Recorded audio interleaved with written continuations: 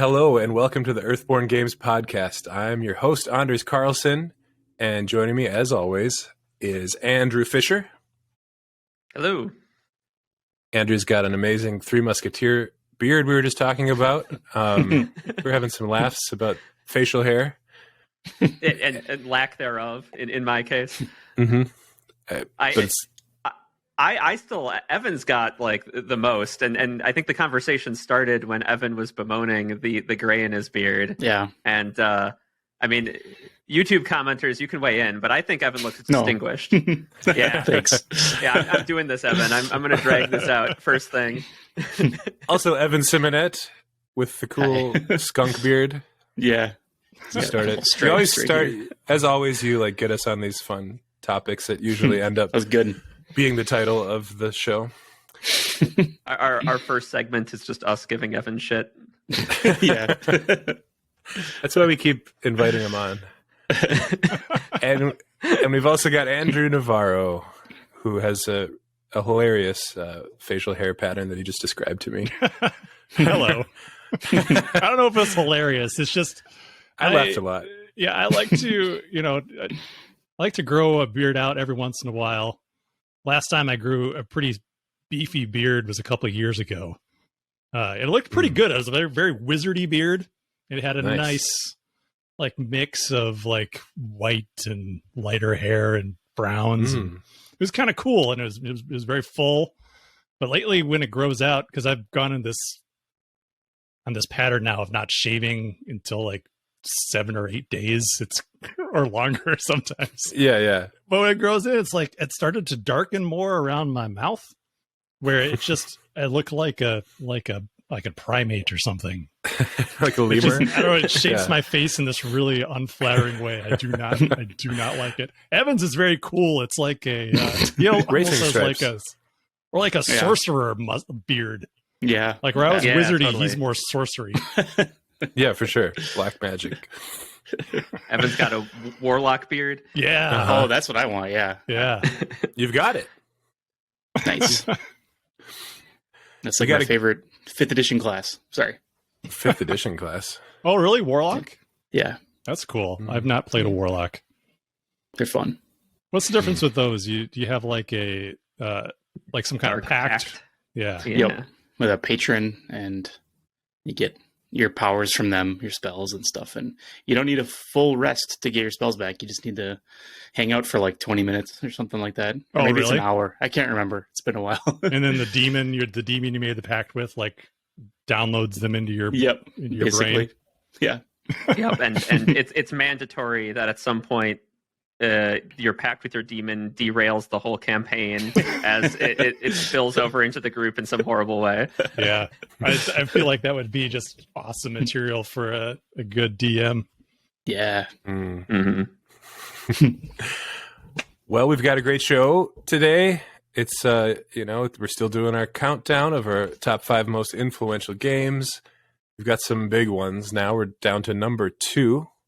Yeah, number 2, right? Yep. Mm-hmm. Yep. And we're going to be talking about all kinds of cool stuff from the Earthborne Rangers HQ, let's call it.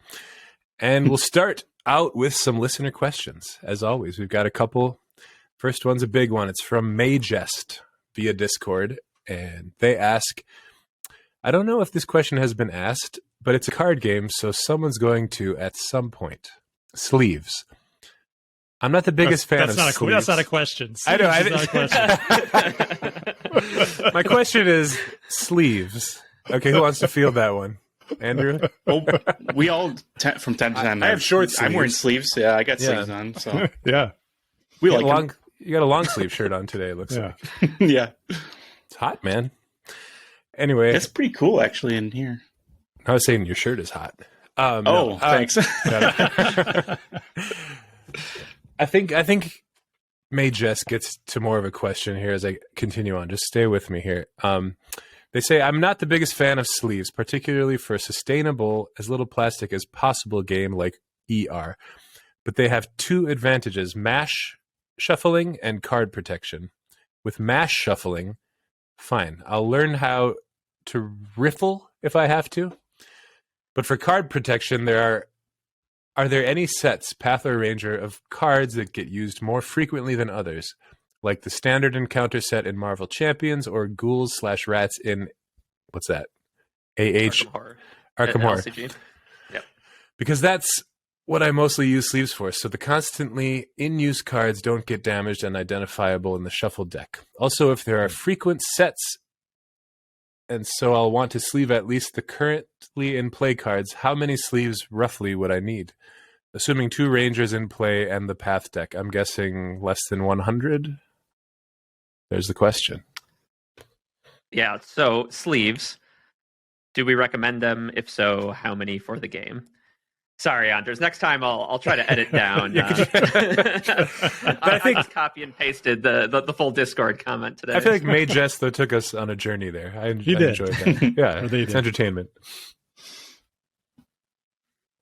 Well, Andrew, you Yes. talked a bit about sleeves, I think, in one of our sustainability segments earlier on. Do you kind of want to talk a bit about that? Sure, yeah. Well, I don't think I talked about it on the podcast, but I definitely talked about it during the Kickstarter because a lot of people had questions that came up pretty frequently. Like, hey, is there a sustainable option for sleeves? And at the time, and I feel like it's still true now, that there is no non-plastic, no non-petrochemical plastic alternative for sleeves yet. But at the time, there was a little blurb on Ultimate Guard's website where they were talking about their push toward more sustainable materials. And they mentioned sleeves as part of that. And the way I understand it from some people that I've heard who've have some inside information is that it's something they're working on, but haven't been able to get those sleeves up to their standards of quality where they feel like it's good enough to release as a product. So my hope has been that by the time Earthborne Rangers comes out, that they'll be available. Maybe they'll solve whatever problems they're having with those sleeves, and then we'll have a sustainable sleeve, or someone will make that happen. I would love to make that happen with Earthborne, but we have so much other stuff to do that I can't even imagine trying to take on this project of working with a manufacturer to engineer sustainable sleeves. But I would love to. So if anyone's out there listening who's like, oh, I have the capabilities to do that right now, please let me know. I'd love to hear from you. info@earthbornegames.com. Yes, correct. But in the meantime, I feel like the best, my personal recommendation for like the best sleeve option for a product that has as little waste as possible is Dragon Shields, because those come in a very plain recyclable box. They're still wrapped in shrink, but the sleeves inside the box aren't wrapped in anything. So it's just a recyclable box and then some sleeves, and they're pretty high quality. So you can use them again and again and again. So I think if you are someone who wants to buy sleeves and feels conflicted about it because of this product and the mission of the product, that's what I would recommend. I don't know. Do you guys have any other recommendations for sleeves? No, I think that's a good one. I mean, like a lot of them are going to come in plastic packaging. I think most of the other brands do. So yeah, a lot of them come in like a plastic sealed bag that's not recyclable, and then the sleeves are then inside another bag inside of that bag. Mm-hmm. Which isn't common. I haven't asked a layman question in a while. Do people generally put card games like this into sleeves? I would imagine more like, card games where there's a vast array of cards, where there's rare ones and stuff. Like everyone gets the same cards for this game, right? Is there a difference? Or well, I think there's some of that. But to the second part of this listener's question, it just protects them and keeps them looking nicer for longer. Right. You should sell individual replacement cards if they, Wreck one. Right. Could be. I always felt kind of pressured to sleeve my cards when I first started working at FFG, and I didn't want to, and I didn't understand the reason, and I liked the feeling of the paper, texture of the cards, the card stock. But now I sleeve my cards like champions and stuff, and I've been kind of indoctrinated into doing that.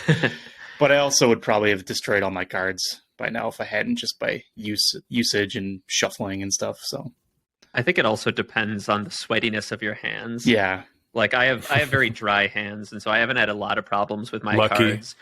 But like, yeah, I have friends where like they'll just disintegrate, their cards, right? It'll like just because their hands are sweatier.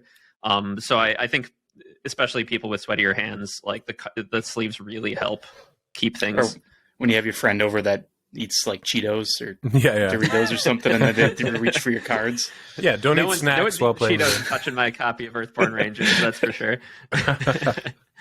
But yeah, to that second part of May Just's question, which is basically what parts of the game do we recommend sleeving if you're just going to sleeve only parts of it? There's one obvious part, which is the Ranger deck itself. So each player has 30 cards, and then a roll card that you probably want to sleeve and your aspect cards. So let's call it 32 cards. These ones are going to get, these are the ones you're going to be touching constantly. They're going to be in your hand, your potentially sweaty hands. And these are a really good target for sleeves. But you can just like you might do with a magic deck you build or something, you just need to sleeve the deck itself. So, in your example of 2 Rangers, that's 64 sleeves between your 2 decks. Those are going to be your highest traffic cards. From there, though, it gets a little trickier because the other kind of most heavily used cards in the game are going to be all of our path cards, which kind of represent everything you're finding along as you journey through the valley. And the path deck is constructed from all sorts of different sets of path cards based on your conditions in the game. And so because we're creating this custom path deck every time you travel to a location, it's sleeving your path cards is kind of an all or nothing proposition, because if you sleeve one set and not another, you can't shuffle them together anymore. And so there are 160-ish path cards in the game, something like that, Andrew. Oh, and so something like that. Yeah. I have all the numbers written down. I should have just put them in the show notes. I didn't look them up. Somewhere in that ballpark. So, at least 2 full packs of sleeves to get full coverage on your path cards. So I don't know. It kind of depends on how hard you are on your cards. I think you could get away without sleeving your path cards. You do have to shuffle them when you shuffle the path deck, but you're only shuffling a little 15 card deck, so it's pretty easy to lightly shuffle.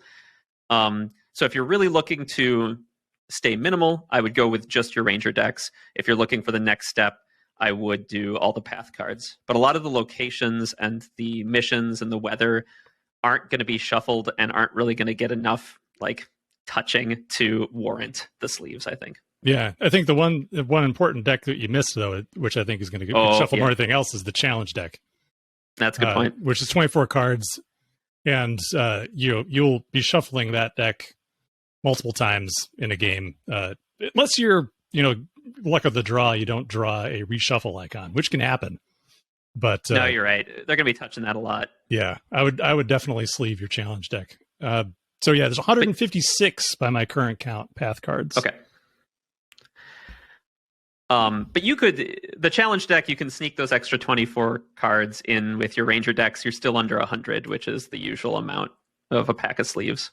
Yeah. I was curious about this question, because they mention only sleeving the ghouls and rats. I don't know how that would work in Arkham Horror, because you'd have to mix those with the other sets as well when you build your Mythos deck. Then you would. So I'd imagine you'd still have to sleeve those cards too. I don't know. Maybe you just leave them sleeved. You really know when a rat is coming. Yeah, yeah. Yeah, maybe they meant that they only they leave those ones sleeved and then take the other ones in and out. Mm-hmm. I was thinking about this question though earlier this afternoon, and I think it would be be kind of cool because I like Evan at first. Didn't yeah, I like Evan. Didn't sleeve my cards at first when I first started playing this style of game because I do like that feeling. And there's also something cool to have your cards kind of like show wear over time, because it just kind of shows that they've been played and enjoyed and you love them. Yeah. But also, like Evan, I just kind of got in this habit of sleeving everything. And I don't know why, because there's some things I don't play very much at all, but they're sitting in my box all sleeved up. Well, it's like a collector's habit or something. Maybe. Yeah. That might be a way for sustainability, is to take the sleeves off of a game you don't play anymore. Pop them on here. Yeah, Recycling. that's what I was going to say. That very thing, Anders, is that I think the best thing you can do for sustainability is just reusing your sleeves. Just don't buy freshies all the time. I had an idea. Maybe it's a dumb idea, but I think it's $1 million idea. It's like gaming gloves. You just buy some gloves and they got little latex white pads, and you can grip things really easily or something. Oh, sure. I don't know. It's kind of funny, but I also think people could get behind it. You could use like those old like receiver gloves, those football receiver gloves that have the little tack on them. Oh yeah. Batting gloves. Why sleeve your cards when you could sleeve your hands? Yeah. Or just maybe just finger socks, or something. I think you should do some like branded Earthborne gloves. Be the first. and then Important finger socks. That'd be great. That'd be great. A Kickstarter goal. Sleeve your fingers, not your cards. Just the fingertips only. Yeah. Yep. Yeah. Well, like those things that I've seen those. Where it's just like this little plastic thing that goes over your finger, like people who use a lot of paper and you're constantly like sealing envelopes or something. Oh, maybe you could dip your hands in, like, when you get your wax hands at like a carnival, you dip them into something that wears off to begin the game. A few hours. Everybody dips into the hot waxers.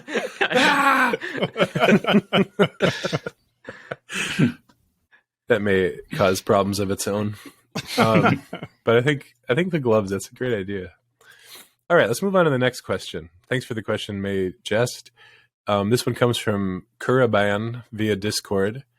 In a previous episode, there was a brief discussion of digital card games, both with and without physical counterparts. Has any thought been given to producing a digital version of Earthborne Rangers, either as a premium tabletop simulator mod or as a standalone game? Yes. All right, our next question. Okay, go. Yeah, we've definitely talked about it. I think we are absolutely going to do an official TTS mod that hopefully will have some bells and whistles, but mostly be pretty straightforward. That we'll make available, and then beyond that, we'll have to wait and see. I was contacted by a couple different people about doing like a digital version of the game, but it hasn't really gone anywhere. I think with the experience I have had making digital card games, I would say that if we did a standalone app, it would be something that would be based on it and not it exactly, I would imagine. Just because, I don't know. To me, just taking a card game and just making a video game out of it, like one for one, it's just not an awesome experience. So I'd want to, if we did it, I'd want to work with someone who is willing to invest the time and energy and kind of making it its own thing. That would be pretty sweet. I will say that one thing that has come up a lot while we've been working on, especially the campaign guide, as I'm sure a lot of people can tell from, our Kickstarter and us talking about the game, the campaign guide takes a lot of inspiration from a lot of other kind of branching narrative role-playing games. And we want the world to feel as reactive as possible. And so there are so many times when we're working on something in the campaign guide where we're trying to create the logic tree to route the players without it like them having to flip between pages too much. And we're just like, this would be so easy if if this were an app and they could just click and it would load everything that they've already done before and route them. So we've definitely felt like some of the constraints of the tabletop medium in is making especially kind of the role-playing side of the game. Yeah. So one thing I could see, which isn't really a digital version of the game, but I could really see us doing a digital version of the campaign guide to use along with the game in place of the physical campaign guide. It would have all the same words and material, but just enable you to interact with that easier and more elegantly.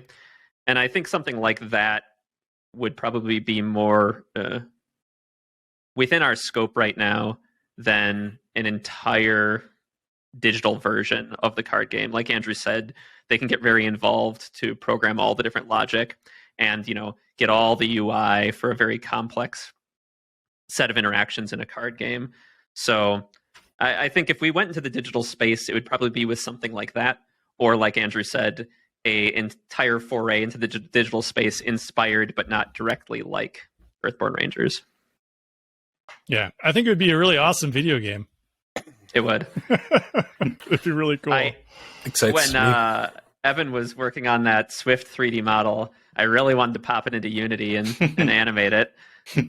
Still might. Yeah, I would love to why see not? that. Yeah, it that'd be wouldn't great. take that long. Maybe Corey can do that. I was Oh, yeah. yeah. When Corey came on board, I was like, oh, he can do all these things for us. And one of them was, hey, Corey, you can finish the 3D model of the Swifts. You know, you got nothing to do, right? He's yeah. Well, thanks for your question. So I think the answer is something like that. Our next question is also about what's next. It's from Mixaletch. Any hints as to what's next for Earthborne Games after Earthborne Rangers fulfillment? So when it's done, what's next? So I talked about this a bit when I was on the Team Covenant live stream a couple months ago, and nothing's set in stone yet. But we definitely have plans, and we've been talking about what we're going to do.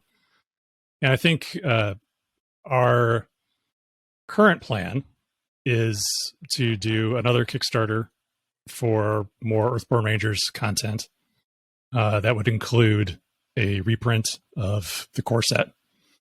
So we have, Fisher's been working on a what amounts to like a line plan with all of the expansions we've discussed and kind of dreamt about, and has put it all together. And I think on the Covenant live stream, I talked about doing a Kickstarter for the entirety of the line of Earthborne Rangers. So like every expansion that we do, and then it would just fulfill in waves, over the next several years. But I'm kind of going back and forth in my mind right now whether or not we should do that or just do them, step by step and just do multiple Kickstarters along the way.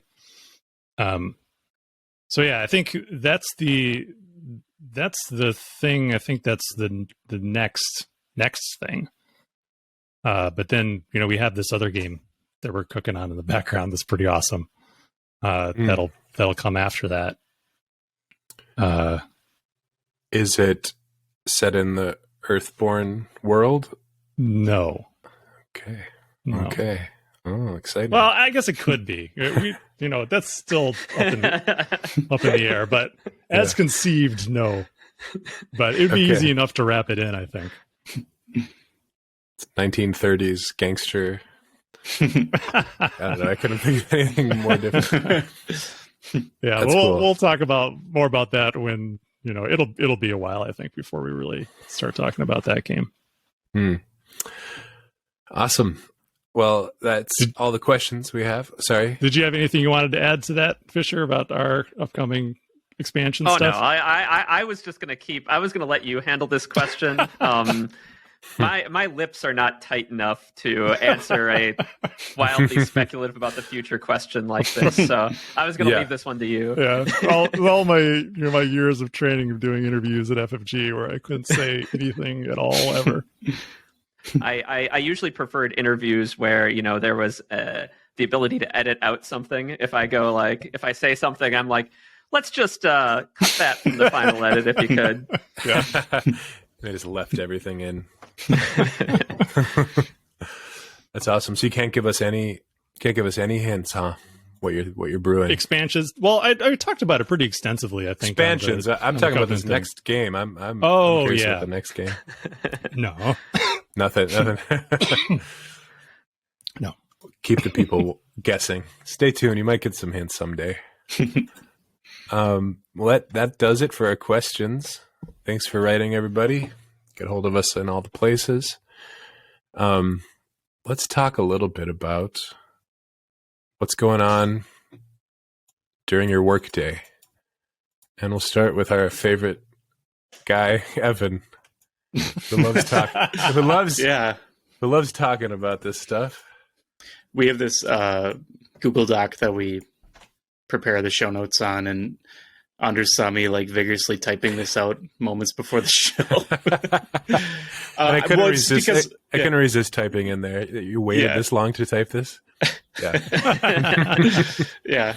But it's honestly, there isn't much new going on in my corner of Earthborne. I'm continuing to I'm doing my best to finish 3 pieces of my own work for the game a week, and it's been going good so far, but I got a little was set back a little bit this week, but I feel pretty good about it. And I also like getting the final art in from artists and final like locations and features and stuff like that.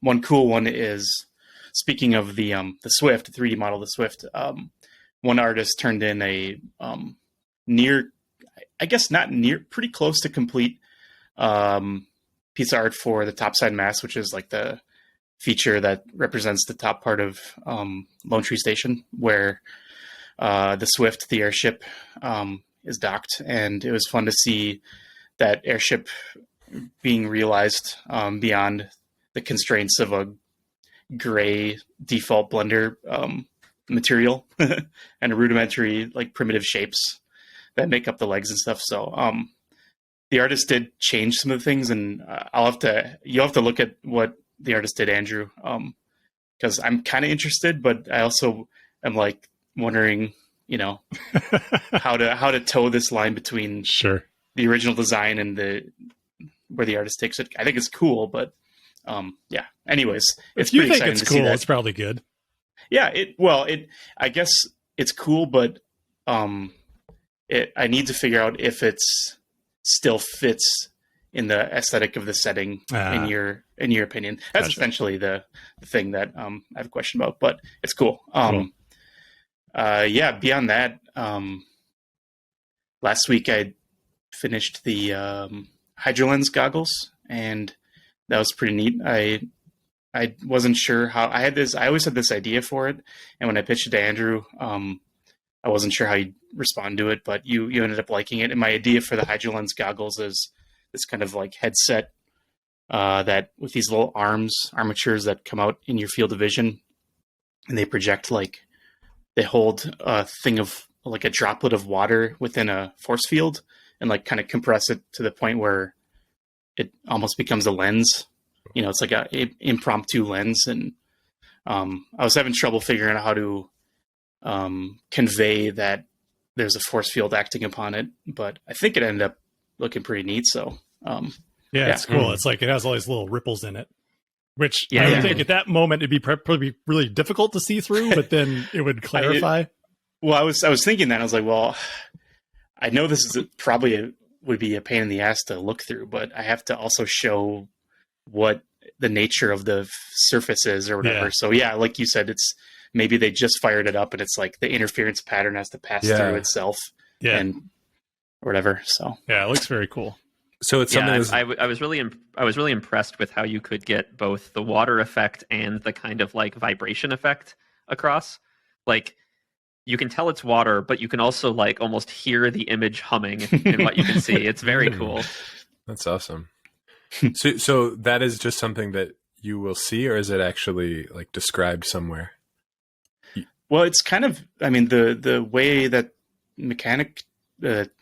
the text in the game text is formatted. There's a bit of narrative that's woven into the beginning of each mechanical description, right, of the card, and that does a fairly good job describing what the nature of the goggles are, I think. Okay, cool. Maybe I was not. wondering if you had to just convey that just with the image.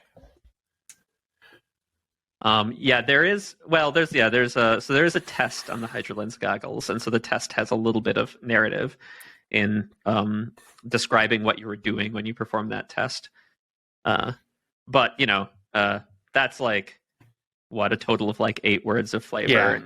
And a picture's worth 1,000 words. So you're way ahead of us on this one, Evan. Yeah, well, I have some flavor text on that one too that helps describe that a little bit. Cool. Oh, cool. And I like that the increment is called drops, because I was thinking that when I was making it too, like it just takes a drop, and maybe it's some sort of specially purified water, that allows the best clarity or something. So, yeah. Mm-hmm. Mm-hmm. But that was a fun piece to make. But it also is a little bit different from the rest of the gear art, because throughout the art for this game, we're trying to try not to show like the bearers of gear, just to help players imagine their ranger's character in that moment or wearing that gear. But in this case, being HydroLens goggles, I had to include the wearer's head. So it's a unique piece of art in that it, shows a person's face when the rest of the gear is like what they're wearing on their arm or, on their shoulder or something like that. Yeah. So, Mm-hmm. yeah, that's pretty much what's going on with me. Art. Sweet. Well, let's talk Fisher. What do you want to share? Yeah, well, I've kind of had a bunch of random stuff these last couple weeks, not as singular a task. I did a bunch of work on our rule book, kind of getting it all cleaned up, and have been working on our missions and the campaign guide. There's been that's kind of our remaining task to.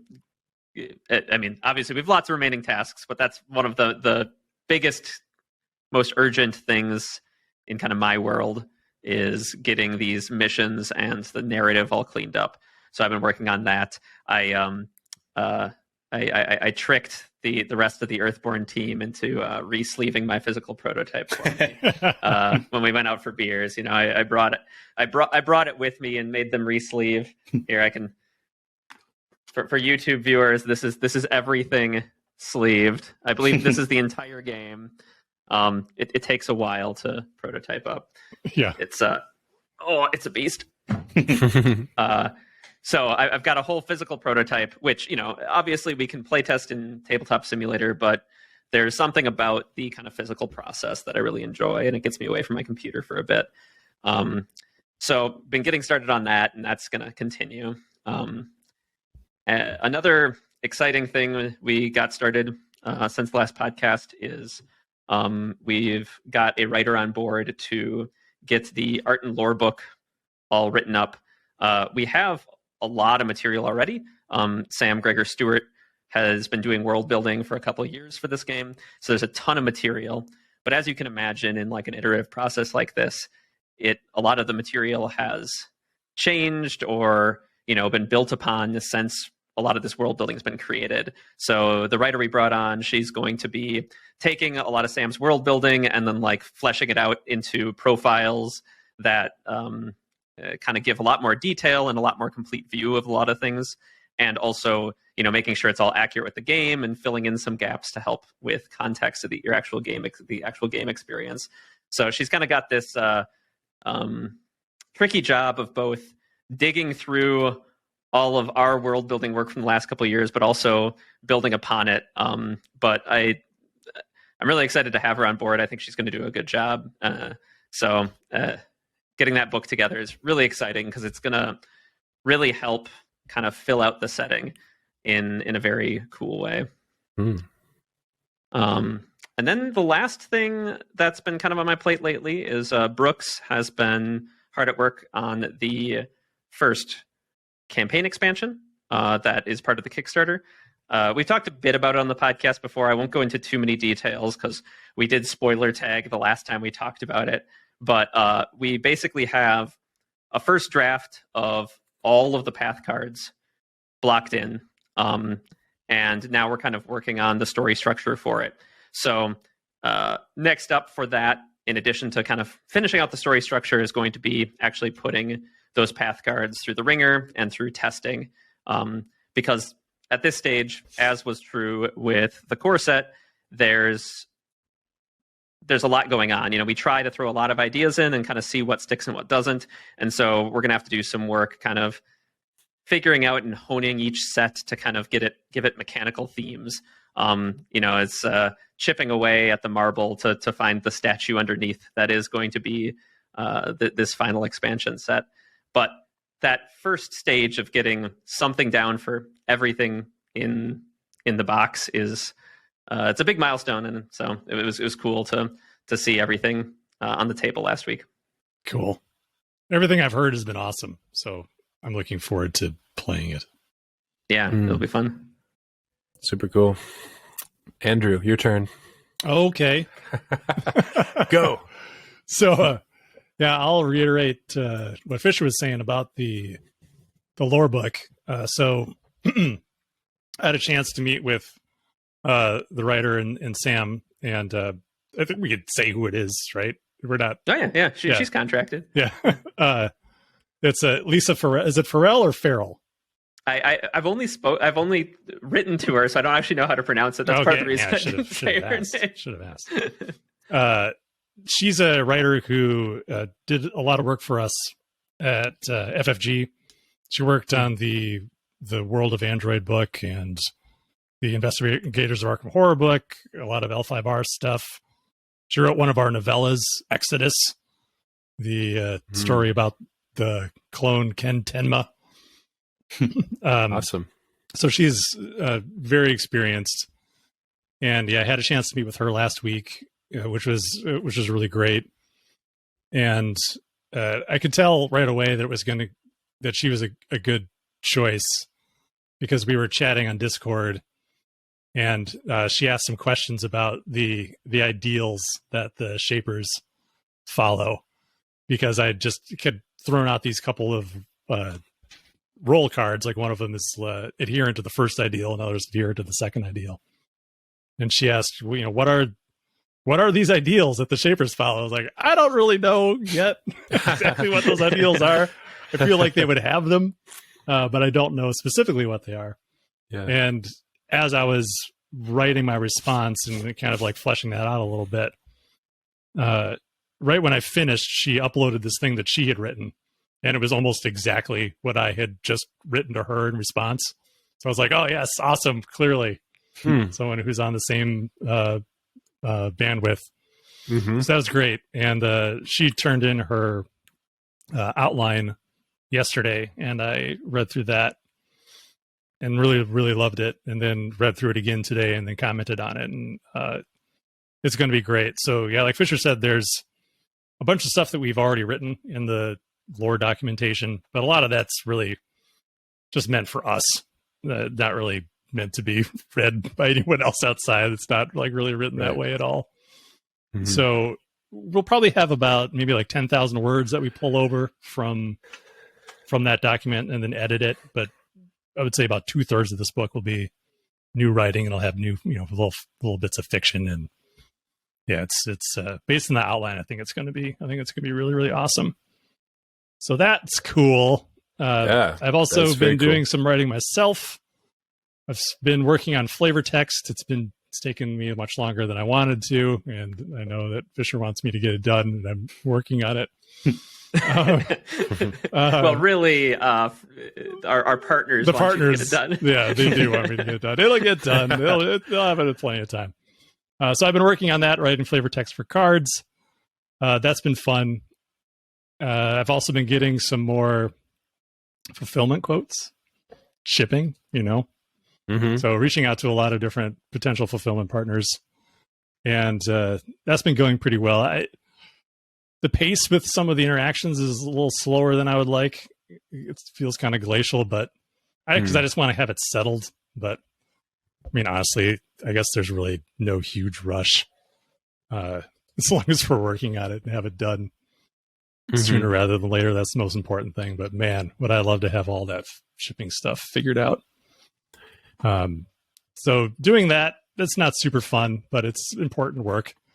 But more fun is I've started placing art in cards. So framing up artwork and then having it show up on cards, which is pretty awesome. So that, like, when I worked as a graphic designer at FFG, there were a few years where I was the only person who framed art on cards on all of our card game lines. Like, that was just a thing that I just kind of took ownership of, and I wouldn't let anyone else do it, or it was just assigned to me, or a little bit of both. How many cards do you think in your life you have framed up? Oh my God. That's an excellent question. They just all blend together. Couple few thousand? 2,000, 3,000? Something like that. I was going to say, Maybe more? it's got to be, Yeah. in the thousands. Yeah, it's a lot. Andrew, what do you think of my process with the large format documents and stuff? Yeah, I think it's someone good. that is framed art. I think it works great. It's a little laborious because I only have one monitor. If I had two monitors, it would be a lot better. Yeah. This is the first, I was telling Fisher last week, this is the first time I've really missed not having a second monitor, because I have to do a lot of jockeying between windows when I'm dragging things over and stuff. I think the only thing I don't like is having to do a search for the card in the PDF, find the page number, then go over to the document. This is thrilling listening, I'm sure. It actually really piqued my interest just now. Keep going. Oh, okay, great. Go over to the PDF file, drag that into Photoshop, select the proper page number, and then place it, and then work with the art placement inside there. Because we're really building these cards like very artisanally, where we're framing them up one by one with cool like art that breaks over the frame whenever possible. So to do that, it just requires a lot of handwork. So, but I think the results are pretty awesome. So each card has been taking me, I don't know, maybe around 10 minutes, give or take, which is a lot when you think of the number of cards we have. How many cards? Some again? of them take less. Remind us how many cards there are in the game. There are 276 Ranger cards, 156 Path cards, 37 Location, bunch of weather cards, mission cards, etc., etc. All with their own unique piece of art on them, right? No, so the Ranger cards, you can kind of split those in half because there's two of each. So there's what would that be? 143 unique Ranger cards and a half. Yep. And then the Path cards, there's a mix. So some of them there's like 3 of a kind, and some there's just one. And so I don't know how many unique cards there are of the Path cards off the top of my head. Yeah, the Path cards are the trickier ones, though, because our Ranger cards all have a fixed window for art. But with the Path cards, we have our text box scaling based on how much text there is. So the less text there is on the card, the more art you get to see. But it makes framing a bit more of a unique challenge because you don't have a consistent window. Instead, one card might have this giant vertical window with like just a couple words at the bottom, whereas another card that Brooks and I over-designed has just a little sliver for art and then a bunch of text. Yeah. I think the way I think Evan's done a great job of paying attention to the cards as they've worked on them and commissioned or composed to fit the frame. And they've some of them have changed a little bit here or there, but by and large they're pretty accurate. So it's not terrible. I think the most laborious Path card to make are all the NPCs, because they have a pretty, depending upon the NPC, they have a pretty variable text box. and I want all the NPCs to have approximately the same size faces, so that they look consistent when they're on the table. So trying to frame them up with a consistently sized head/face, and then also making a good-looking composition. I've spent a lot of time kind of noodling on that. And those are the ones that take the longest. Mm-hmm. But that's been really fun though. Kind of getting back to my roots there. Yeah, it's so that's been cool. So I've been enjoying doing that. The location cards much easier to place, especially because of the way we redesigned them, where we have this pretty big open art window that opens up in the top and on the right. So the location cards just kind of drop in there, and I have to do a little bit of cloning or content aware filler on the outside to fill out some of the bleed. But for the most part, those go in pretty easy. Thankfully, it's just a lot of sky for the most part. Right. Being locations in the but valley. I think in the art book, it'd be cool to be able to see more of that stuff that's going to get cut off on a few of those cards. It's been pretty exciting I did a new export from the script with all the play start today, and it's very exciting to see all the cards with the art on it. I've been playing with cards with blank art windows for months and months, right? And it's suddenly like they feel so much more real, and like I think that's something that sometimes people can underappreciate, is how much art can add to the, like, not just like your immersion, but actual like game comprehension. Just because it is easier to spot and even remember what the mechanics are if the mechanics are very closely matched with what it's thematically representing. Seeing that art can help remind you what the card does in the game. And so it actually makes your kind of comprehension of the board easier and can kind of change how you're actually even understanding the mechanics. And, we're missing that for a lot of playtesting just because of, the logistics of the amount of time art takes. So seeing all these, fully realized cards on the board is super exciting. That is. Yeah. Yeah. I've done a couple pieces for this game, and when Evan plopped them into the framing, it was so thrilling to see that, just as an artist, to see, my art in like this super cool way. I love how bits of the character or whatever kind of overlap the borders of the card. So cool. And the design, like the graphic design of the cards, is really unique. I love it. Anyway, that brings us to our next segment. Our 5 most influential games. Number 2. And we're going to start with me. Anders Carlson's top 5. Just some guy from this podcast. I know people are wondering. We're all just guys from this podcast. I know. Sometimes I've thought about that. I'm like, does anybody care? Like, I'm just a guy. I don't have anything to do with games or anything. Don't doubt yourself, Anders. Yeah. I can look ahead on the show notes, and your choice today is a great one. So okay, cool. You're fine. I don't feel insecure about my choices. It's just like, do people care what I? But I think care. Okay, this is for you guys. But people who've listened to every episode, they've gotten to know me, I think, and they probably are curious to know that my number 2 game is, so I'm going, what's the word? In order of, what's the chronological? Chronologically in my life. So I've had a lot of little moments with games where I had these big breaks in between, where I wasn't into games at all. I was into other stuff. And there was a big gap from when I had a PlayStation 1 right when it came out, and I got sick of that, and then I was into playing guitar and stuff more. And then way later, towards the end of the PlayStation 2's life, I bought one because my friend was really into games and I wanted to be into games too. And I went to Blockbuster and I saw this game. I just liked the cover. I liked the title. I knew nothing about it. It's called Shadow of the Colossus. And I brought it home, and I hadn't really been absorbed in a video game like this, I don't think, ever in my life. It was more that kind of youthful, the way you interact with the game, which is, how do you explain it?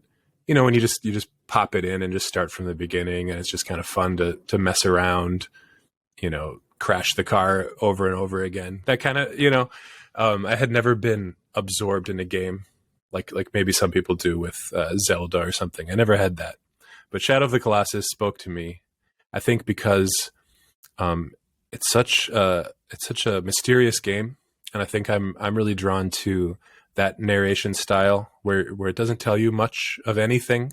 I think in the beginning of the game, there's a short little cutscene where the princess is asleep or something, and you have to go and do something to save her, and then you just go. And it's a 3D game. If you don't know, I think many people know this game already. 3D sort of open world game, I would say. Yeah, it was an open world game. You can kind of choose the order in which you do things. But it's a really empty world. I think there maybe is a lizard crawling around here and there, some birds, but it's just really empty. There's no other humans. There's no other minions. It's just these giant colossi scattered throughout the world. I think there's maybe 13 of them or so. Do you know? Not off the top of my head. It doesn't matter. There's a roughly 13, I would say. Maybe there's 8. I don't know. But so you get on your horse and you just you hold up your sword and it points this beam of light in a direction and you just follow it. So maybe there is an order to it. I can't remember now. It's been a while. You follow the beam of light and you go for quite a while in this beautiful landscape with this sweeping orchestral music, which is also minimal at times. But I think when I started playing, I was like, what is this game? I'm just riding my horse. I guess there's a colossus somewhere. So then when you get there, it's so cinematic, the way the colossus emerges from the ground. It's the feeling the game gives you that really spoke to me. It feels impossible when you first see the colossus. You're just this little guy and there's this giant beast, and I love the designs of all of these colossus. And you have to figure it out. There's no tutorial or anything, and you have to look for openings to go and jump and grab onto this colossus on its leg maybe, and you start climbing. And remember, the controls are so tactile. The feeling of holding onto the triggers to hold on to the beast, it really, it translates. It feels like I'm holding on for dear life. It's kind of when it's moving a lot, it kind of swings you around, and you can't really climb at that moment. And I don't know, it's like white knuckling the controller. Yeah. And you're trying to find these weak spots, and then you find the little glowing weak spot on the colossus, and you stab it, and this black blood squirts out, and it's just this enormous battle.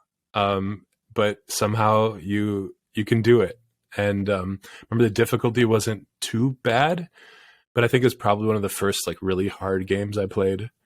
But it's just a beautiful game. I mean, it's been remade, I think, twice now, updating the graphics. I've only played the very first one, which was beautiful then. I don't know. It's quiet, and then it's not, and it doesn't. I don't know. It affected me for some reason, and I think it's the first time I remember thinking about video games as a work of art, and it's just a super cool game. I've considered playing that the HD version. Yeah, but I've never pulled the trigger on it. Oh, it's so good. Did you play it back in the day when it came out on PS2? Me, no, I didn't have a PS2. Okay, yeah, I'd highly recommend it. Then it is very cool, and like Anders said, very contemplative yet cinematic. I'm special. Sure it has to hold up, right? It has to hold up. It has to. I know it does. It's a special game. I can see how it's influenced Breath of the Wild. It's influenced a lot of stuff. It feels these colossus just feel so big and cool, and they're all so different from one another, and the way you take them down is unique each time. It's just a straightforward game. There's just these 10 or 12 colossus, go take them down. Nothing in between. But it feels like such a journey. 16. Really? I looked it up. Oh, cool. 16. Yeah. 16 awesomely designed guys. Play it. Is there like a narrative conclusion, or does it end like it begins, where you're left with questions and? It feels that's the other thing about the game. You get this feeling when you come upon this giant colossus that you've disturbed it, and you're waking it up from some like 1,000-year slumber, and suddenly you're killing it. And after you do it, there's like a sad theme that plays, and there's this black kind of spirit that floats away out of the body. And you know that you're doing this to try to save like your princess, or I don't know who it is. They don't say. And you just keep going. It's like, okay, let's go kill this next beautiful giant beast. And you kind of have this weird like morality. I don't know. It makes you kind of feel some things by the end. You're like, what did I just do? You know, why did I just kill those like amazing giant creatures? So yeah, there's like it makes you think in the end. There's a story there, but not a typical story. Yeah, not typically told anyway. Yeah, play it. It's cool. Cool. It's more than cool. It's amazing. That's all I got to say about it. Man, that I gotta play awesome. it now. I wish I'd played it now.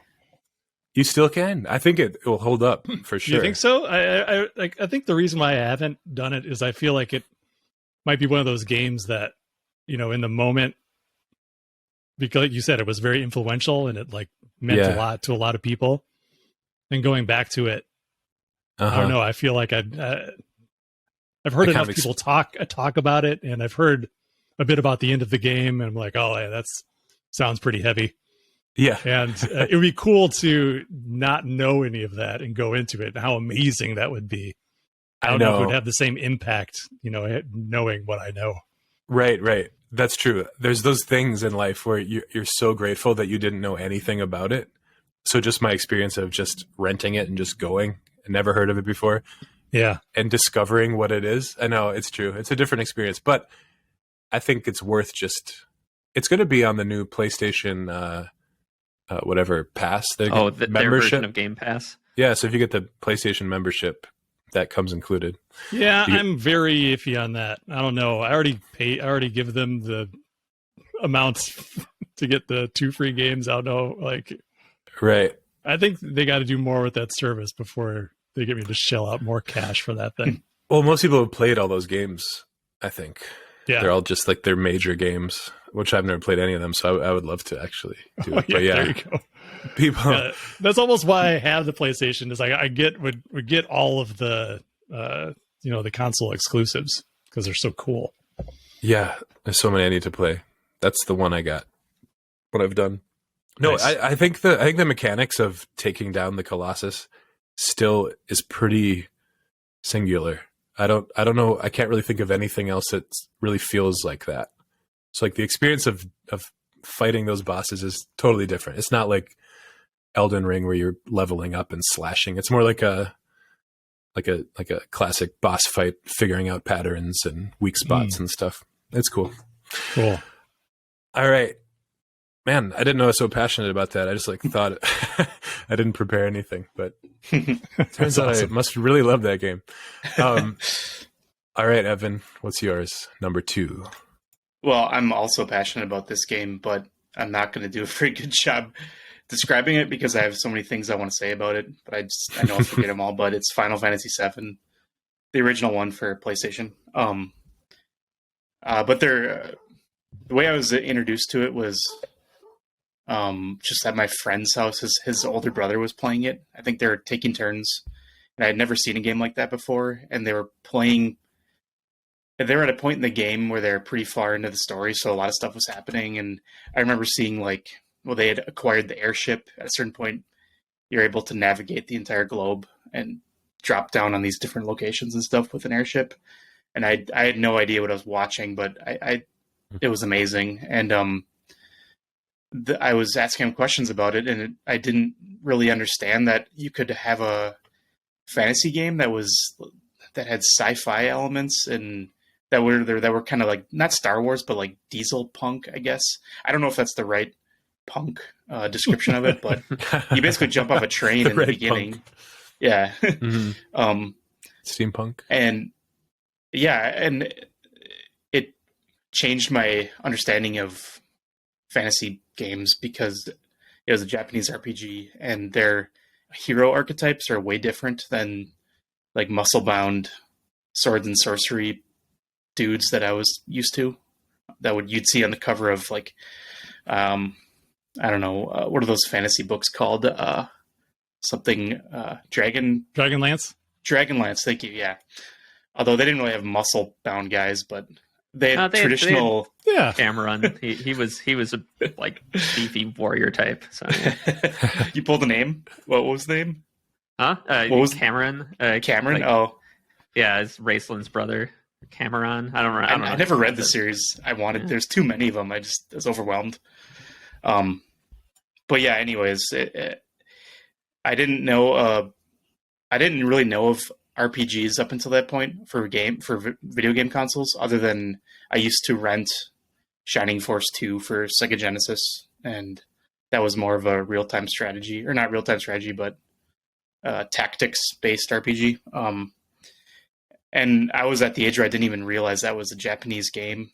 So FF7 was just like a game changer for me, eye-opener, and the story was super immersive. It had all these crazy narrative elements, like oppressive corporation, like controlled cities and cosmic horrors, wacky monsters, and there's like tragic parts to the story too. So there's just so much about it that I just became like addicted to this whole series of Final Fantasy games because maybe I was trying to recapture the magic of 7 that I experienced. So that's my number 2. Do any of the sequels measure up to 7 in your opinion? The other ones in the series? Yeah. A lot of people love 10, and I really like 10. A lot of people like 9. A lot of people like 6. Yeah, and I think 6 might give 7 a run for its money. Maybe. I really like 8, even though it's universally not respected. Or I don't know.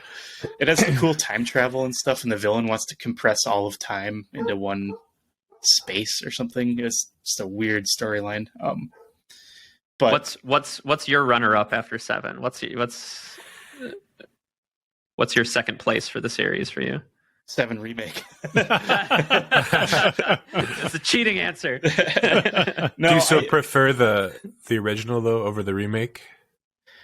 I do. It has a charm. The graphics are awful, so bad. Yeah, but it has really well thought. Well, I don't know if it's really well thought, but imaginative environments and locations, and the music that's one thing I forgot to mention is I just love the music. It's amazing. So, but runner up, I guess 6 is really good.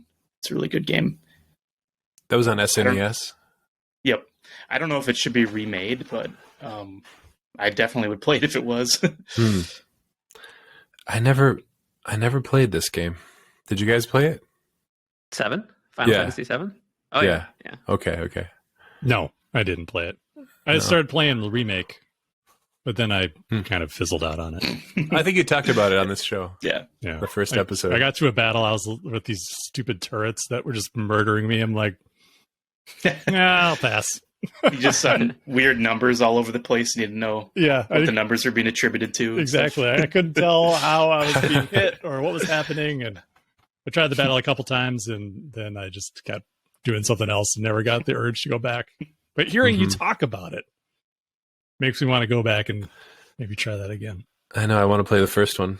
I really want to like it, but I understand where you're coming from. But I do not. It's a very, if you've never played it before, it's a hard game to try out because the graphics are they're not great. I thought they looked amazing as a kid, and I remember me too, wanting to rent it, and it was always checked out. And I finally got it, and it made no sense to me. I had no vocabulary for that kind of game. Just like, what numbers? And I'm not actually it was first RPG I think I ever tried to play, and it's still I still kind of feel that way about JRPGs. a lot of the actual character models are obviously awful looking, that PS1, but a lot of the environments are still very cool because they were Pre-rendered. They were pre-rendered to just 2D images. So I feel like those hold up a lot better than the character art does. Mm-hmm. Yeah, they're very charming environments. They're scaled to the proportions of the chunky 3D models, so they're all kind of cartoony or exaggerated, but in a really unique way. I was obsessed with like the box art and Mm-hmm. the look of that blonde boy, whatever his name is. Cloud. Yeah. Cloud, yeah. I loved it. I looked, I stared at pictures of him. Play the game. And one more thing is if you can understand the weird complex story, his backstory is super interesting too. And I guess I won't spoil anything, even though the game's however many years old. Came out in 97. Well, I might get into it someday. It's always like the old one is always like $8 on the Nintendo eShop. I'll dive in someday. Thanks, Evan. Yeah. Fisher's turn for number 2. Yeah, so I've also been kind of going chronological. So we're getting kind of more into recent memory for me. So my number 2, I know we've been doing mostly video games today, but my number 2 is a card game, which is Netrunner.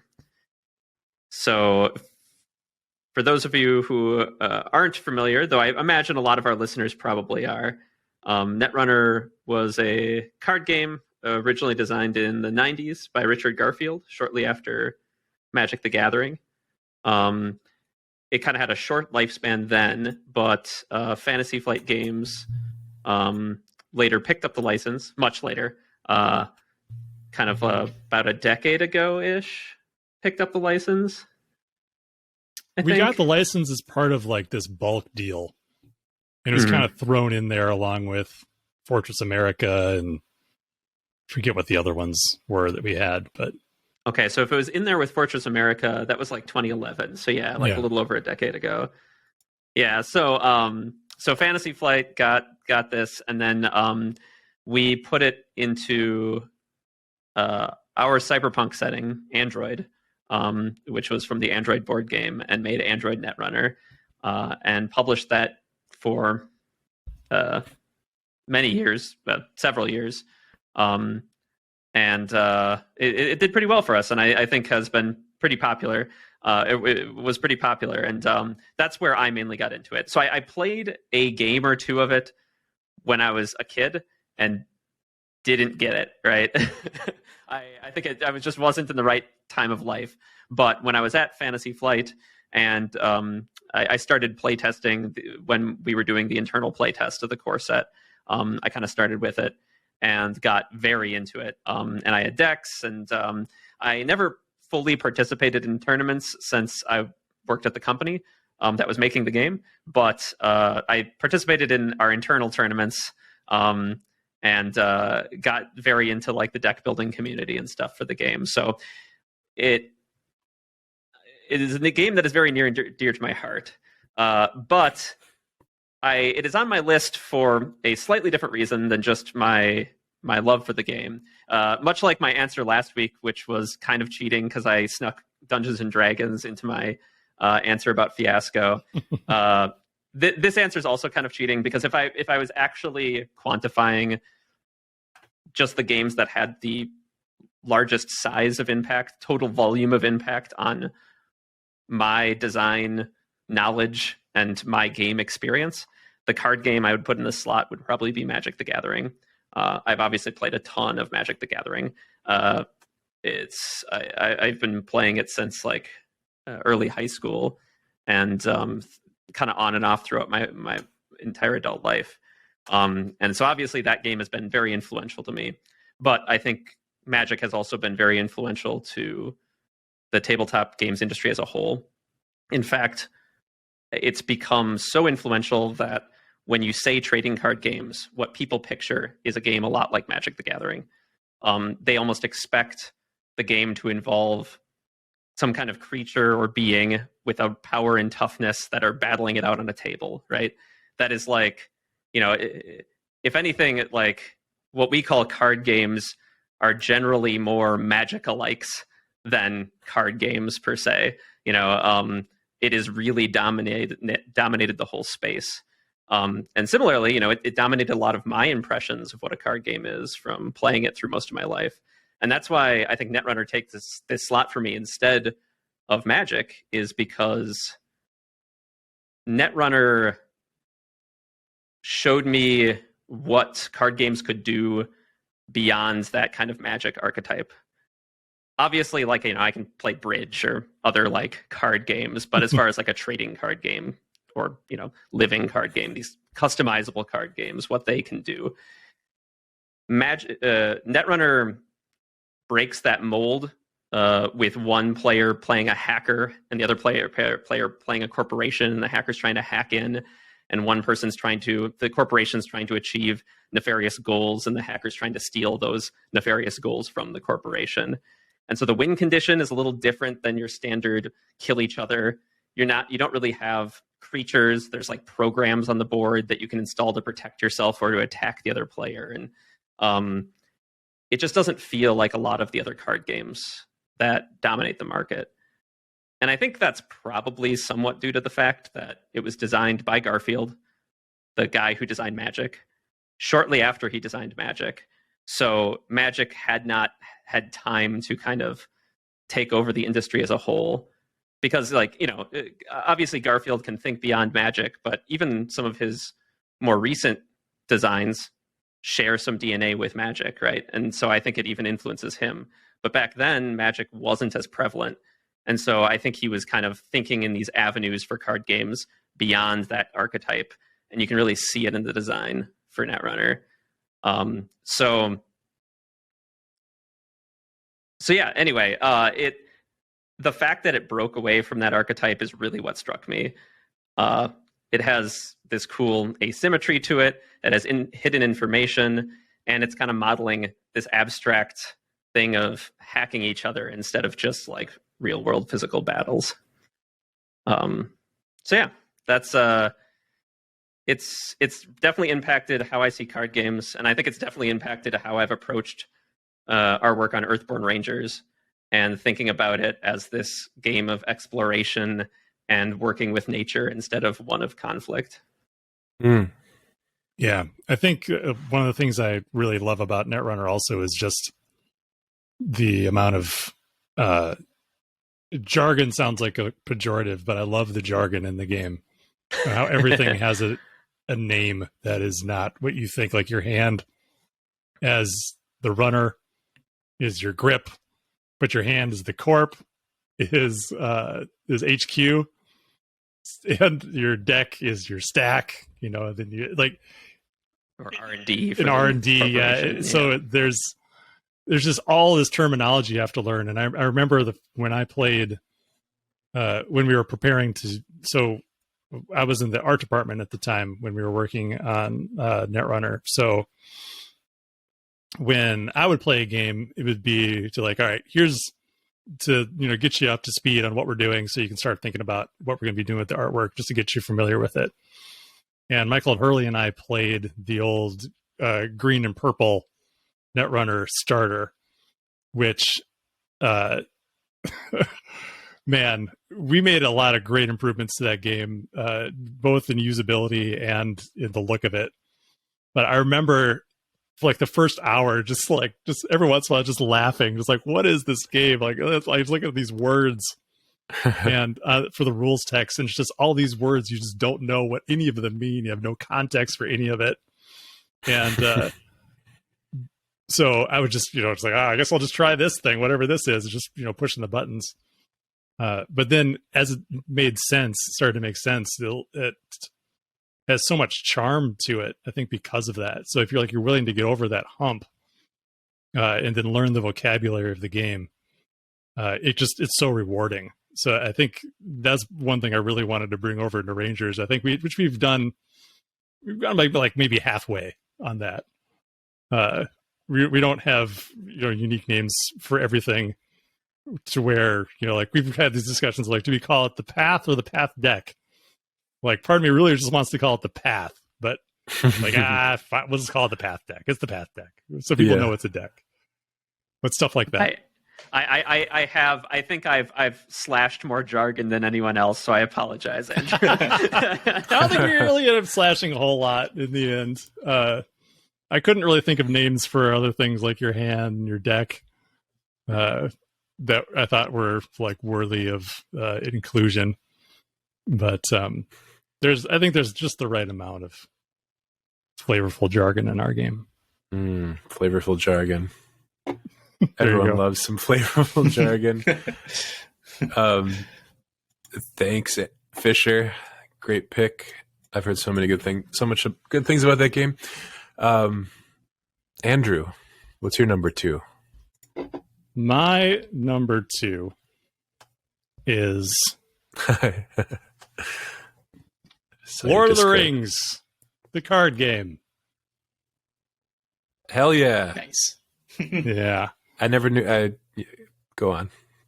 Oh, yeah, go ahead. No, what were you going to say? I didn't know this game existed. Oh. But I'm interested. Yes. I love Lord of the Rings. Okay. So tell me about Lord of the Rings, the card game, is my number 2 for a few reasons. So this was a living card game that we did at FFG. So I'm still going chronologically. So we're going to start getting into the games that that I've worked on a bit. But Lord of the Rings was a game that we developed, I think, almost concurrently when we were working on the Star Wars LCG. And we had a few other LCGs that were out. We had Game of Thrones and Call of Cthulhu. Both of those were kind of reworked adaptations of the collectible card game version, and now in a living card game format. So they were like fixed cards. And then we had Warhammer Invasion that was kind of cooking along. That I don't know, that game didn't do super great for us, but we had all these competitive games that were LCGs, and then we came out with Lord of the Rings, which was a cooperative or solo game. And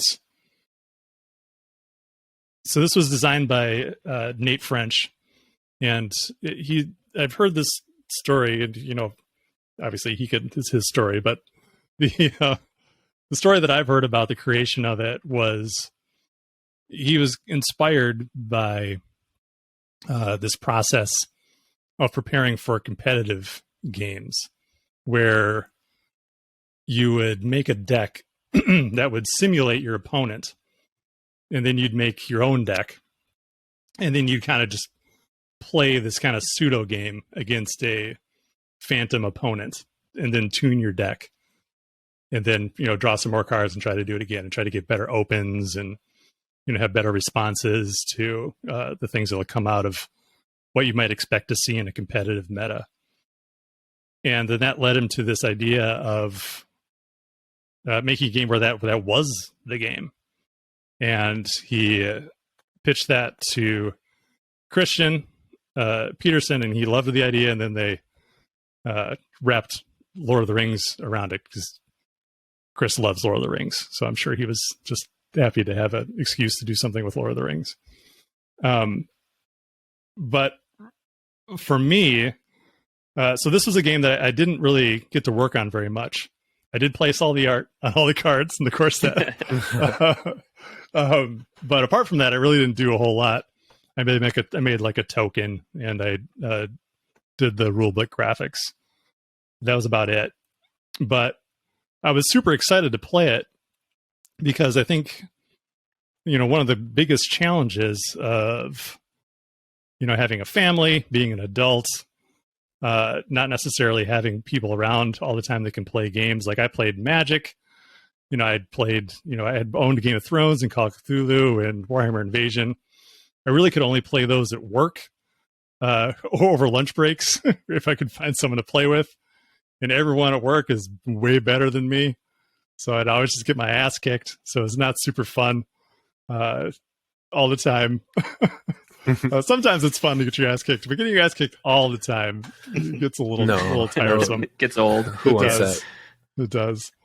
So I was really excited to have this game that kind of like scratched that same itch of that that kind of complex card game where you can really get into deck building and get into strategy, but then you could just play it by yourself, which to me at the time just felt just like revolutionary.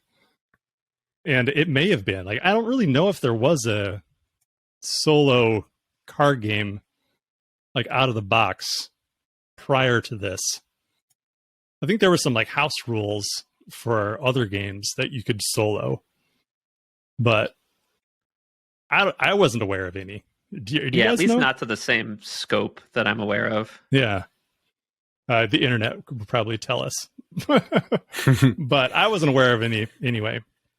So I remember when I first got the core set, I still remember it very clearly, which is it's just saying something, because I've played a bajillion games and I can't remember playing a lot of them, at least the first time I played them. And I just remember sitting at my kitchen table, laying out the game. I probably had like a glass of wine or a cup of coffee, depending on the time of the day. And then just playing through the opening adventure, and just how magical it was for this game to just be doing its own thing, and then I have to react to it. But then obviously eventually the game also ended up kicking my ass, so I still ended up getting my ass kicked in the end anyway, because Lord of the Rings is a very difficult game, and there were some things that I was doing incorrectly that I think made the game easier once I learned that I was doing it incorrectly. I was like, oh, god damn it. For people who know, there's a quest phase in the game. So when you so maybe I should go back and maybe talk a little bit about what you do in the game. So you have a group of up to 3 heroes, and they're all drawn from Lord of the Rings lore. So you could have like Aragorn, Gimli, and Legolas, which, I mean, that's just awesome. So I love Lord of the Rings, so just being able to like just have that array of dudes in front of you is pretty sweet. And then you build a deck like pulling from their so each of them is like affiliated with a certain I think there might be called aspects in Lord of the Rings. Are they spheres? Or spheres, that's what it is, spheres. Yeah. And each one's associated with a sphere, and then you build your deck with cards of that sphere. And then when you play cards, you need to like pull resources off of your heroes, and your heroes will generate resources every turn. And that's the energy that you then use to play your cards from your deck. And you'll have a plot, like a plot deck that you're going through, and it's a very small deck of cards that creates this very kind of like simple linear story that you're progressing through. And your goal is to complete all of those, all the cards in the plot deck before the Eye of Sauron gets fixed upon you and you lose. And that's represented by this dial with numbers on it that then creep up steadily throughout the course of the game. And I think when that meter gets to 50, then you lose. So then throughout the game, you'll be drawing off of this encounter deck, and it'll put like things like orcs and spiders and obstacles and different like locations you can go visit out onto the board, and you have to manage dealing with those dangers while also putting progress toward the plot. And that's the basics of the game. But that encounter deck is brutal. So like every turn, if there's things in front of you, they'll attack you. And then they'll get their attacks buffed by cards off of the encounter deck, these shadow cards that you draw, then flip over, and they do mean things to you. And then you have to go on the quest. And then based on your quest value versus the quest value of the cards in play, you can either like put progress on the quest, or you just get wrecked some more. And that's the basics. It's very, I think at its core, a very simple game. But there's definitely enough there mechanically where, we made hundreds of products for this card game. Like, I think literally maybe like 150 or something like that. Could have been more. All the nightmare decks. Yeah, I'm counting the nightmare decks that get extra harder versions of everything. Yeah, yeah. Like the game needed to be extra hard. But I was losing, and then like the hardcore fans who like mastered the game are like, we need harder missions, and I'm like, I'm still losing. Like, you know, 2 campaigns ago. Yeah. So I think I did a podcast appearance on Cardboard of the Rings, which is a Lord of the Rings LCG dedicated podcast that's been around for like a decade plus, and talked about it a little bit there. The core set, the old core set, was probably like one of the worst introductions to the game because like the third scenario in that core set was just so brutal. It was like, I said you had like your 3 heroes. It starts that scenario by taking one of those heroes and putting them in prison, and then you have to go get them out. So you're down resources right from the beginning of the game. And playing that solo, I don't really know if I think it's technically possible to win, but you have to be really, really good. And I don't know if you can do it with a single core set. Maybe you can. I couldn't do it. So I really, really loved the game at the beginning, especially, just being able to play by myself. And it was just really delightful. It's like so much theme that came through, and the art for it was really awesome. And the graphic design is really great too. Old graphic designer Kevin Childress, who worked at FFG for a few years, did the graphic design for that game, and it was, I think it's some of his best work. It's really, really great. So I really enjoyed it at first. I ended up buying a lot of it, but I didn't really play a ton after that. But I have a pretty substantial Lord of the Rings LCG collection of things I haven't played. But I think as it went on and more content was made for it, like Caleb and MJ ended up essentially creating almost like a new game with every expansion. They just bolt on new ways to interact with the systems. Like they had there was one that added a boat and all these boat mechanics, but like each expansion and each cycle would effectively add on these new thematic elements to the game. So I was really interested in it, but didn't really play it a lot after that. But obviously the game was super influential to me, not only because I really enjoyed it at the time, but obviously there would be no Earthborne Rangers without Lord of the Rings, the card game. So I think a lot of what I wanted to do with Earthborne Rangers is, create a game that spoke to like the promise that I felt that Lord of the Rings held for me, like this idea that you could go and explore and go on adventures, without it being this like brutally punishing strategic puzzle that required you to effectively like recreate your deck with every scenario, because that's really kind of what the game is meant to be, is like it's present you with this really difficult thing, you see what it's doing to you, and then adjust with your deck to then defeat it. And I just want to go on adventures and do cool stuff. So yeah, I think like Earthborne Rangers owes a lot to this game and to Nate for creating it, and then all the people that supported it over the years. It means a lot to me, and it means a lot to Earthborne. So that's why it is number 2 on my list. Awesome pick. Awesome stories, you guys. We are running long again, or not long, but we're towards the end of our usual podcast. So another speed round of stuff we're into. You guys ready? We're just going to say it. Let's all just say it at the same time. just what we're into, just a cacophony of 4 different people. Just That'd be awful. talk about it. I am into. I've been playing Breath of the Wild again. I love that game a lot. I got the expansion pass finally, which came out way back, like 5 years ago, and I just wanted to get it so I could see where I've been. It kind of like draws a map of everywhere you've gone, like retraces your path. Oh, that's cool. Yeah, it's just like this blue line, like exactly where you've been, so I can just go to places I haven't been and find more shrines and Korok seeds, and I still haven't beaten the game. I've been kind of putting that off. So that's been fun.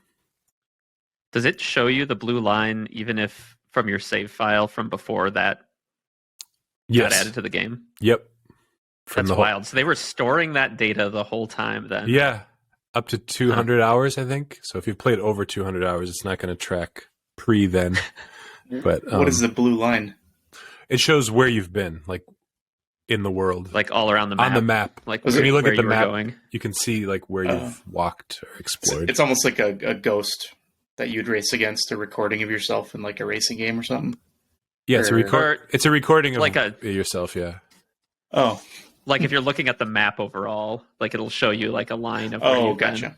been. Okay. Like the mini map. Cool. Yeah, because the game, what I find so fun about it is just discovering little secret things.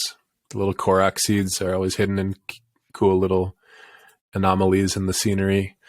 I find that really fun. Seeds, yeah. All right, Fisher. Yeah, well, usually I try to report video games and stuff I've played in this section, but I actually haven't been playing many video games this last couple weeks. I have been going outside a lot, just with the nice weather, though we did have a couple thunderstorms recently. So doing some climbing and just getting outside, doing a bunch of super exciting yard work to fight back the entropy of weeds. But one of kind of my nerdy media things I did, Sam, my wife and I, we watched the Apple TV show Severance. Heard great things. Yeah, it was. I mean, like, it's one of those shows where you can't spoil anything, so I really can't actually talk about it. Yeah. But it was pretty cool. It has that bizarre, slightly sinister mystery vibes that like early Lost did. So it kind of like has Lost vibes, a little Westworld, and then like a little Office Space. Yeah. It's the core concept of the show is that there's like this big pharmaceutical company, and they develop this thing called Severance, where basically you can they do something to your mind where when you're at work, you don't remember anything outside of work, and when you leave work, you don't remember anything inside. So it basically creates like a severed personality. Your work persona is severed from your real life persona, and then things get a lot weirder from there. There's only one season so far, so I have no idea if they'll deliver or if they'll pull a Lost or Westworld and just, flub the whole thing. That certainly seems like the trend in these kinds of shows, but so far we've been enjoying it a lot. So those shows kind of dream too big sometimes, and they can't deliver what they are trying to help the viewers imagine what the outcome will be sometimes. Yeah, they're better at asking questions than providing answers. Yeah. Interesting. Yeah, so check back in at Earthborne Rangers podcast episode, 300 and something for my answer as to whether or not they deliver at the end of Severance. Okay. All right, cool. Evan, tell us. I haven't been doing much, but I did install Jedi. Was it? Now I'm forgetting it. Fallen Order. Yeah. Oh, yeah. Yeah. I had played through that game once, and I really enjoyed it. And I saw that it was. I had it for the PC, but my hard drive is really full up right now. So I decided to get it on my PlayStation 5, and it was on sale, and I played it, and it's a lot of fun, but I just haven't had a lot of time to get into it. So that's pretty much all there is to it. Yeah, that's a great They game. announced the sequel, right? Yeah, that was really exciting to see that. I really enjoyed the game. It's awesome. Sweet. Andrew. Yeah, I haven't really played a whole lot either. I'm still watching the NBA playoffs. It's almost done. I've been watching basketball pretty much every night for the past 2 months. It's a lot. It's a lot of basketball. It's a lot of basketball. But the finals are finally set. They start on Thursday, so 4 to 7 games more, then I'll be done. Hey. Yeah. Get back to your I feel life. like it's almost like binging a show that you're like, Yeah. I've gotten this far. I may as well just finish it out. Yeah. But in relation to that, my son, who I mentioned, I was like, yeah, I was kind of thinking about picking up NBA 2K22 because it was on sale. And I mentioned it to him, and that was a mistake. Because then he just badgered me about it for all day until I got it. So I tried playing that game. It's been a long time since I've played a basketball video game. Oh my gosh, it's so difficult. Really? There's so much. Yeah, it's a lot like playing a fighting game, except with way more inputs. Right. Than a typical fighter. Like, effectively, anything that you see a basketball player do in a game, you can do now. And it's all a bunch of, like, thumbstick combos. Oh, my God. Comboed with buttons and then using the triggers as shift keys. And then based on your position to the basket and the ball position, if it's in your left or right hand, will do different things. Wow. Yeah, it's too much. That's too much. Yeah. To keep in mind. It's too much, and then to know what the screen, like the input you're getting from the screen, to know like how you should respond, like what's the best way, what's the best button combo to get past them to score to make a basket. It's too much. Like I played double dribble. That was like my basketball game, the old Konami double dribble. Oh yeah, where it was just good stuff. Shoot, like I think all you do is shoot and pass. Yeah, you want like NBA Jam. NBA Jam, yeah. One. Yeah.